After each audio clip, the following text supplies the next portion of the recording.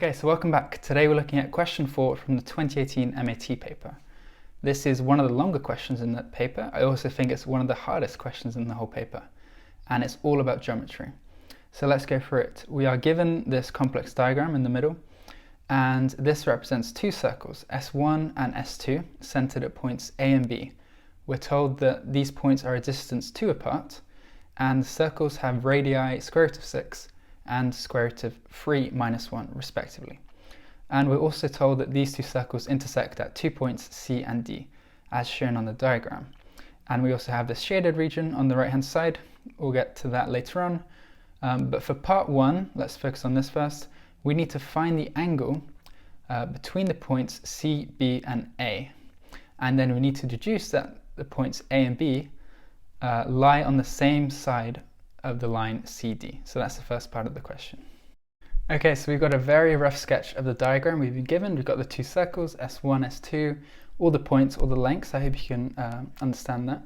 And then the question is to work out the angle theta, which is the angle between the points C, B and A. So I'm just going to redraw this triangle just to make things a little clearer. And it looks something like this. We have the points A, B and C. And the missing angle, the one we're trying to find out, is precisely this one, so between C, B and A. And so what information do we know? So we know that the distance between A and C is the square root of 6. That's because the point C lies on the first circle, and the radius of the first circle is the square root of 6. The distance between A and B is 2. That's just information that we're given in the question. And now the distance between C and B, well, the point C also lies on the second circle, so that's just the radius of the second circle, which is square root of 3 minus 1. So now we have a triangle, and we have the three lengths, and we have a missing angle. Now to solve this problem, we need to use the cosine rule, if you remember that, so the cosine rule. And it looks something like this. So we have c squared equals a squared plus b squared minus 2ab cosine of capital C. I'll just write here. So this is essentially an extension of Pythagoras' theorem. If we have the angle C here is 90 degrees, then cosine of 90 is 0, and we're just left with c squared equals a squared plus b squared, which is precisely Pythagoras. So that could be a way to memorize that. And now we need to use this formula applied to this triangle. Hey guys, so my video actually corrupted for this part of the question. We were almost finished, so I'm just going to quickly finish the calculation here. We're just going to apply the cosine rule to this triangle. Now we need to be careful about the way we associate A, B, C and the angle C. Well, firstly, we want this angle C to be theta. But when we use this formula, we need the angles to be associated to the lengths of the opposite sides. So this angle C corresponds to the angle opposite the length of little c. So here I can just denote this length to be c, and then these two are A and B. They don't actually matter which way around they are. And then this would be angle C. And then we can just plug these values into this formula. So if we do that, we have square root of 6 squared, which is just 6. This equals a squared plus b squared. So 4 plus square root of 3 minus 1 squared. If you think about expanding this, get 3 plus 1, which is 4, minus the cross terms, which is 2 root 3. And then minus 2 times a times b, which is again 2 times this stuff, square root of 3 minus 1, and times cosine of theta. And then it's just a case of rearranging for cosine of theta. So I can do a bit of simplification. So yeah, let me just do some algebra. So this is 4 times this stuff. Let's write it here, 4 root 3 minus 1. And then on the right hand side, I'm just going to move all this onto one side. So this is 8 minus 6, which is 2. And then you have this left over, so 2 root 3. Hope this makes sense. It's just a matter of rearranging this equation. And then I can divide by this stuff to get cosine of theta equals 1 minus root 3. Just factor out the 2, and then divide by this stuff. So 4 root 3 minus 1. And now we see that these actually cancel because it's the bottom is minus the top. So this is minus a half. And if you remember your trig tables, you should remember that cosine, the inverse cosine of a half is 60 degrees. But since we have a minus here, then this tells us that theta is actually 120 degrees. So this was to find the angle CBA. And I think there was another part of the question, which is to explain why the points A and B are on the same side of the line CD. And that's simply just because this angle is bigger than 90 degrees. It's obtuse.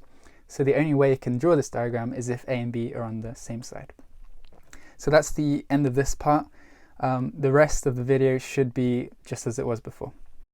Okay, so if we go back to the question, now we want to look at part 2. And this is asking us to show that the length of the line segment between the points C and D is equal to 3 minus the square root of 3. And then we need to calculate the angle between the points C, A, and D. So this is the second part. Okay, so for part 2, we need to find the length of the line segment between C and D. So this line right here. And to do this, I'm going to look at the triangle between the points C, B, and D. So let me just sketch this out, just to make things a little clearer. This is the point C, this one is B, and this is D. So we need to find this length here. And what information do we know? So we know these lengths are the same. They're just the square root of 3 minus 1. That's because C and D lie on the circle edge of S2. So root 3 minus 1. And this is unknown. I'll just label it X for now. And what do we also know? So previously we calculated the angle between A, B, and C. So if I just draw a line here, we calculated this angle to be 120 degrees. Now by symmetry, we also know that this angle right here is going to be 120 degrees. So I'll just write here. This is 120 degrees. So now since the angles around the point, around the circle, add up to 360 degrees, that means this angle is also 120 degrees. So now we have two lengths and we have an angle, but we also can work out these two angles just because the angles in a triangle add up to 180 degrees. And since this is an isosceles triangle, these are going to be the same angle. And so we can deduce that these angles are 30 degrees. And then we have the sum is 180. So now we have all this information, we can actually work out the length of this, this chord. And the way I'm going to do this is I'm going to use the sine rule. And I'll just remind you what this is. If we have a triangle, doesn't matter what shape it is, and we have length A, length B, length C, for example, and angle A. Now this angle is opposite the length, the side of length A, and then similarly this is angle B, this is angle C. Then the sine rule tells us something about the ratio of the angles to the lengths. So it tells us the sine of angle A divided by length A is equal to sine of angle B divided by length B, and also sine of angle C divided by length C. I won't write that, but this is what it tells us, and from this we can actually work out the length X, because we know all the angles and we know two of the lengths. So what I'm going to do is I'm going to write sine of 120 degrees divided by X. So imagine this angle is A, this is little a. Then you have sine of 120 divided by the length of the opposite angle is this ratio, and by the sine rule, this is going to be, let's take another pair of angle in sight, it doesn't matter because they're the same actually. We have sine of 30 degrees divided by, if we take a look at this angle, the length of the opposing side is the square root of 3 minus 1. So now we can actually solve this, and if I just cross multiply, we have X is equal to square root of 3 minus 1 times sine of 120 degrees divided by sine of 30 degrees. And again, if you remember your trig tables, this is going to come out as square root of 3 minus 1, this bracket. Sine of 120 degrees is actually the square root of 3 over 2. And then sine of 30 degrees is a half. So I'm just going to multiply this by 2 since we're dividing by this. And then the 2's cancel. And we have square root of 3 times square root of 3 minus 1. And this tells us it simplifies to 3 minus the square root of 3, which is exactly what we wanted to show. And that is the length of the line segment between C and D. So now we have the length between the points C and D. We now need to find the angle between the points C, A, and D. So I'm just going to redraw this triangle to make things a little clearer. We are interested in this triangle where the vertices are C, A, and D. And our missing angle is this one, so I'm just going to call it phi. And now what information do we know? So we know that the length between C and D is 3 minus square root of 3. This is what we just found out. And then the length between A and C is the square root of 6. And also the length between A and D is the square root of 6. And this is just because the points C and D both lie on the circle S1. So now we have 3 lengths and we have 1 angle. And if you remember, the way we solve this is we use the cosine rule. So I'm not going to write it out again, but you can look back and see the formula. So we're just going to use it with these inputs. And this is going to come out as 3 minus square root of 3 squared equals square root of 6 squared plus square root of 6 squared minus 2 times root 6 times root 6. I'll just write root 6 squared cosine of phi, the missing angle. So now we just simplify and solve, and we're going to have 3 squared, which is 9, plus 3, so we'll have 12 minus the cross terms, which is 6 root 3. And then this equals 6 plus 6, which is 12, minus 2 times 6, which is also 12, cosine of phi. And then the 12s cancel, and we just have a simple equation. We have cosine of phi equals, bring this onto this side, bring that onto the other side, divide by 12, and we have square root of 3 divided by 2. And this is very convenient because if you remember your trig tables, we can deduce immediately that phi is just 30 degrees. So that's something you should memorize. The cosine of 30 is the square root of 3 over 2. And then that's the angle between the points C, A, and D. Right, so we're on to part 3 now, and this is to calculate the area of the shaded region in the diagram. And we need to show that this is equal to pi over 6 times, in brackets, 5 minus 4 root 3, close brackets, plus 3 minus the square root of 3. So we need to calculate it, and we need to show it equals this quantity. Okay, so we need to calculate the area of this orange shaded region. This is actually a really tricky problem, so to do this we need to revise a couple formulae. Firstly, the area of a sector. So if we have a sector of a circle, this is just like a slice of a circle. If this has angle theta and radius r, then the area of this region, I'll write a capital A, this area is equal to pi r squared. That's just the area of a circle. And then you need to multiply by the ratio that the angle theta takes up of the whole circle. So we write theta divided by 360 if theta is if it's in degrees. So that's the area of the sector. And something else that's going to be useful is the area of a triangle, which you know is base times height divided by 2.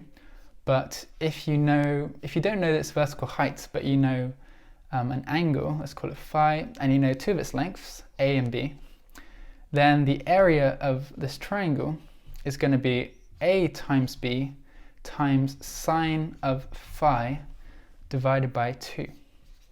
And this formula just arises because B times sine of theta, this actually gives us the vertical height. So we just retrieve base times height divided by 2. So these are going to be useful for this question to find the area of this shaded region. Okay, so let me just fill in some of the information we've already calculated. So if I just draw this line segment here between B and C, then we know that the angle here, CBD, this is 120 degrees.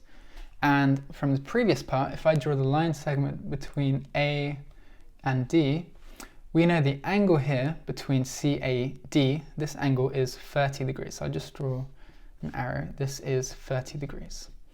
So what we're going to do is we're going to find the area of these sectors and we're going to subtract them and then try and compensate to find the area of this shaded region. So let's just write the area. This is what we're trying to find out. This is equal to. So we can't immediately calculate this, but what we can calculate is the area of this sector of the red circle between the points C, B, and D. And this has angle theta and it has radius the square root of 3 minus 1. So we're just going to use this formula here. So this is pi, r is square root of 3 minus 1 squared times angle is 120. So 120 divided by 360. So now this gives us the area of this sector, the orange shaded region, plus this region in here, inside this circle. So we need to subtract this area because we've calculated too much. And what we can do is we can subtract the area of the sector between C, A, and D of the blue circle. and we know the angle is 30 and the radius is the square root of 6. So I'm going to subtract pi times the square root of 6 squared times angle is 30 over 360. So again, I've just used this formula, the area of a sector, but this time for the blue circle. So we've subtracted these two sectors, but now we've subtracted this area here, but we've also subtracted the area of these two triangles. So we need to kind of add them back in. The easiest way to do that is to actually, well, it might seem a bit more complicated, but we're going to add the area of this triangle between A, C, and D. And to do this, we use this formula. That's why we're doing this, because it's quite simple.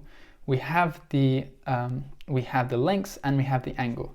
So we're going to add back in square root of 6 squared, which is the length, so it's A and B, because it's the distance between A and C and A and D, divided by 2 times the sine of the angle. And the angle is 30 degrees. That's something we calculated previously. So now we've added back in the area of these two triangles, which is what we're trying to do. But again, we've also added in a little bit too much, because we've added in the area of this tiny triangle here between C, B, and D. So finally, we just need to subtract this area. So it's going to be, we again use this formula, the one of the area of a triangle, and we know that the distance between B and C and B and D is the square root of 3 minus 1. So we square this, divided by 2, and take the sine of the angle, which is 120 degrees. And this is actually precisely the answer. So what's left to do is just to simplify and do some algebra. So for the first term, we have 120 over 360, that's just a third. So we have pi over 3 times this squared, which is going to be 4 minus 2 root 3 when you expand it out, 2 root 3. And then for the second term, 30 over 360, that's 1 over 12 times 6, which is a half, so minus pi over 2. That's quite simple. So for the third term, you need to remember that sine of 30 degrees is a half. So 6 over 2 times a half, which is 6 over 4. So we actually have 3 over 2, plus 3 over 2. And then from the final term, you need to remember that sine of 120 degrees is the square root of 3 over 2. And then we have this squared, which is going to be what we calculated earlier, which is 4 minus 2 root 3. And then we have divided by 2, so I'm just going to divide it by 2 immediately. We have 2 minus root 3. And then, as we were saying, sine of 120 degrees is the square root of 3 over 2. So we're almost there, just a little bit more of simplification. I'll just do another line. So we have 4/3 pi minus pi over 2. And this fraction simplifies as 5 pi over 6. And then we also can expand this out, so we're going to have pi over 3 times minus 2 root 3. So we're going to have 2/3 pi times the square root of 3. And that doesn't simplify with anything else. So then we have a constant, and then we're going to have a constant and a radical. So square root of 3 times square root of 3, that's just 3. So we're going to have 3 over 2 plus, when you expand this out, we're going to have 3 over 2 as well. So we can have plus 3. And then we have minus 2 times square root of 3 over 2. So minus root 3. And then just factorizing this bracket, if we put everything over 6 and take out the pi's, we're going to be left with pi over 6 times 5 minus 4 root 3. And then we also have the constant plus 3 minus the square root of 3. And that's exactly what we're trying to show. We're on to the final part of the question, part 4. This is quite a wordy introduction. So it tells us to suppose that there is a line through the point C that is drawn so that the total area covered by S1 and S2 is split into 2 equal areas. And we're told to let E be the intersection point between this line and the circle S1, and X to denote the angle between the points C, A, and E. And then we can assume that the point E lies on the larger arc of CD on the circle S1. And then the question is to write down an equation that X satisfies, given this information, and explain why X is a unique solution to this equation. Okay, so this question is actually really tricky, and we need to use all the information that we found in the previous parts. So X is this angle here between CA and E, and we're told that this line between C and E, it splits the area covered by S1 and S2 into 2 equal parts. So this area here between CE and S1, that area is equal to this area in the blue circle, plus the area of the orange circle, the area of the orange shaded region, which we found out previously. So the idea here to this question is to kind of equate the area of this region, which we can kind of work out in terms of x, and then equate it to the area of the total area between S1 and S2. And that's something we know because the area of S1 is just the area of a circle, and we know the area of the shaded region. So what I'm going to do is I'm going to write a half times the total area equals this region here. That's essentially the idea. So let's just write that out. A half times area of S1 plus area of the orange region plus area of orange region. So this equals, it's going to equal this kind of this segment of this circle. And to work out this area, what we're going to do is we're going to work out the area of the whole circle first. So area of the whole circle, which is pi r squared, which is root 6 squared. And then we're going to subtract off the area of this sector, and then we're going to add in the area of this triangle. And then that's going to give us the area of this segment. So I'll just write that out mathematically. We're going to subtract the area of this segment between C, A, and E. And if you remember the formula, this is the area of the circle, so pi root 6 squared, times the ratio of the angle x over 360 degrees. So that's where x comes in. And we also, as we're saying, we need to add in back in the area of this triangle. And x is also involved in this. So if you remember again the area of a triangle given the angle and two sides, this is going to be plus the length of the two sides, so root 6 times root 6, so root 6 squared, divided by 2 times sine of x. So this is the equation, and then I'm just going to write out what this is mathematically.